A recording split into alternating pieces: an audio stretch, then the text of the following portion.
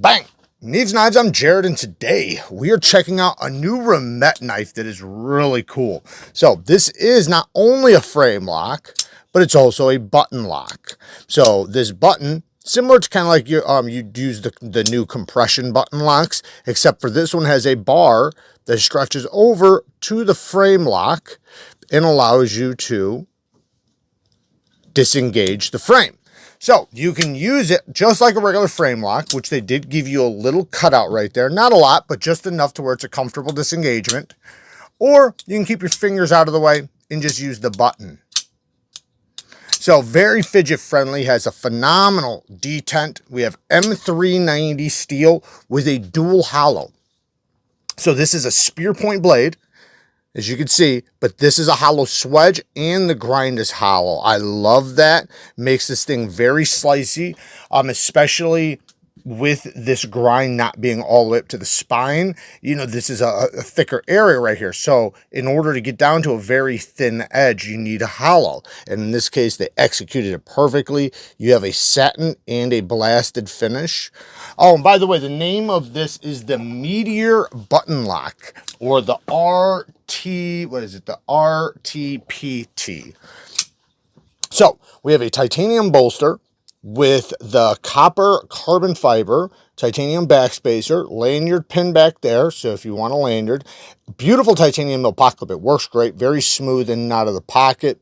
The button has nice texturing on it. The thumb studs are well executed. They have great texturing around them, nice little star pattern, and the distance from the scale to the thumb stud is like perfect. Like it just lands in a really, really good spot. You know, when you get it in hand and you go to thumb flick it, you'll really appreciate just the positioning of the thumb stud. You get like a maximum amount of leverage to thwack it out there because it does have a good detent. And then same thing for the reverse flick. It's a very natural position where it just lands. So there's almost no thought process on that deployment. And then, you know, like I was saying with the button, you know, you can just push it and swing it out if you want to, if that's your jam.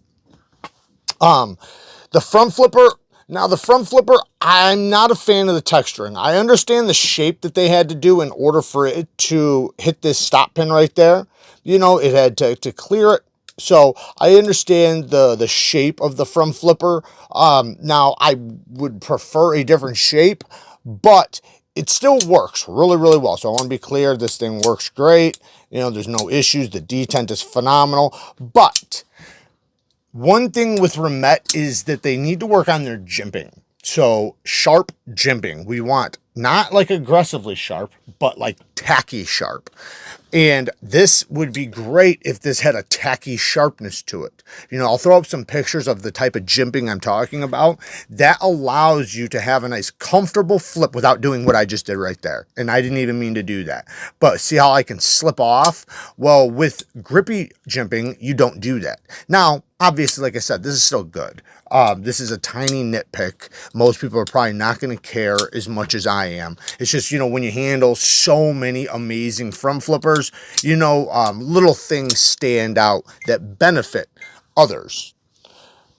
But the drop, when you do disengage the button, it just drops straight down, which is really, really nice. Now, the ergonomics, whew, such good ergonomics. This is a very, very, very comfortable knife. Great pinch grips, and you know, just the shape is a great length, great width, and great height. Like it just works. It's broad enough, it's comfortable, it's light, at least relatively lightweight. I think it's light. I mean, you know, that's going to be an opinion. You have a spot right here that you can choke right up to. And they landed the stop pin in a good place. Right here. So the stop pin is completely out of the way from the edge. No matter how much I sharpen this knife, I will never sharpen so much steel out that it won't close properly, which I'm very happy with because I'm about to create a very, I'm not gonna say controversial, but I'm getting a little upset.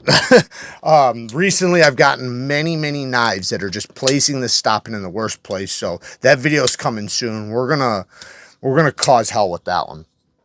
Anyways, The blasted finish on the titanium is nice and soft. It's not sandy or anything like that. The same thing with the blade. Very, very smooth texturing. You have a pivot that has a little bit of a lift to it, almost like a pivot collar, but it's not. It's just the machining in the titanium. The button has nice texturing on it, like I said. The copper carbon fiber actually has a machining that you can see if you catch it at the right angle. But I think it's only on, oh no, it is on both sides. So it has like, you know, from them machining it, you know, you get the machine lines. I think it looks cool. And at the same time, while it's smooth, it actually offers a little bit of a tactile feel, which is nice because when it's in the hand, it doesn't feel slippery, doesn't feel anything like that. It has a really, really nice texture. As far as the lock bar access, like I said, it is, you know, they didn't give you a ton, but they gave you a little bit. Great disengagement, easy to get past the detent, super duper smooth. Even if you don't, you know, hit the button and you're just doing the frame lock, it is super duper smooth. Perfect centering, and all in all, super solid knife. Love the knife, phenomenal knife, great design, great execution. Nitpicks and negatives, let's go through them. So one nitpick and negative, we already said the jimping. I want it to be sharper. You know, I prefer a different shaped front flipper, but this one works great. It just needs different jimping. The next thing is, what was it? Oh, the lock bar access. So granted, this is a comfortable disengagement. It'd been cool if there was just a little texture there. That would have increased its ability just a little bit better. It's not slippery. It's great. I want to be clear. It's great. This is just something that I'm just throwing out there because it's like, if you can, why not? And, you know, there is plenty of room, so I don't want to knock it for how much cutout there is. I always prefer more if that's the only or primary way to disengage it. Of course, I want as, you know, as much as I can get, but when you have both of these, it's perfect. But a little texturing would have been nice. That's not a negative. That's, you know, a slight preference. T6s. Come on, T8s, guys. Let's do T8s. Even on inlays, T8s. Just do the T8s. They're not that much bigger. They're not going to stand out that much. It's just going to make the knife better, stronger, and more reliable, and less likely to strip out hardware. Next thing, the sharpening choil and plunge grind is actually good. I want to be clear, it is good. And it's kind of funny how they did it like this. More companies should probably take note. So the plunge grind starts here, right? Starts here, right, the thickest portion, and it drops down. Well, it drops down to about right there. And that's where they cut in the choil. They cut the choil in front of the end of the plunge grind. That's brilliant. Because now when I sharpen, I'm never going to hit back here, right? I'm going to hit right here, right in the front. So that was a really cool execution. One thing they could do is maybe go just a little tiny bit deeper with this. Now, you don't have to do that. It's just fine. And in the future, you can do that yourself, which I always praise a company for. You know, if you're going to do it a little shallow like this, which this isn't really that shallow, but if you're going to do it shallow, at least allow me in the future, when I do remove all of this steel, allow me the room to create my own, which it's so easy to do. I've done videos on it. You just need a Dremel and a carbide cutting bit. Dremel and a carbide cutting bit. You can cut your choils in like that. What's the next thing? And I don't have much shift, but that is one little tiny stupid nitpick. So when you have a clip, I don't think this is inset. Yeah, it must not be. So this clip should be inset. So that is one thing I always say with milled pocket clips. If you're going to do it like this and you're only going to have one screw, you have to inset it. Okay. And in that case, they could have made a little plate right here to go on this side.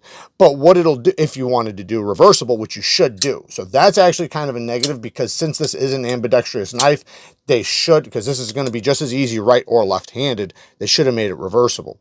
But even if you're not, inset the clip, because otherwise you get this. It can shift, right? Because there's nothing stopping it, right? There's no walls to hit. Now, this one doesn't shift much, and I'm cranking on it to do that. I could probably tighten the screw up. But another reason why you want T8s, right? Because if I do have to crank this thing down, I don't want it to strip. That's probably the biggest negative, and it's not even that big of a deal. This is still really good. Like I said, the clip works great. Super ergonomic, great pinch grips, great size too. This is a great size EDC. I would say that this is probably the most popular size EDC knife you're going to see.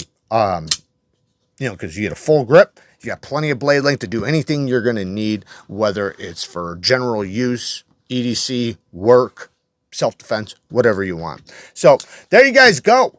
Yeah, just a quick one today. Just first impressions. Love you guys. Work hard, stay tough. Till next time. Peace.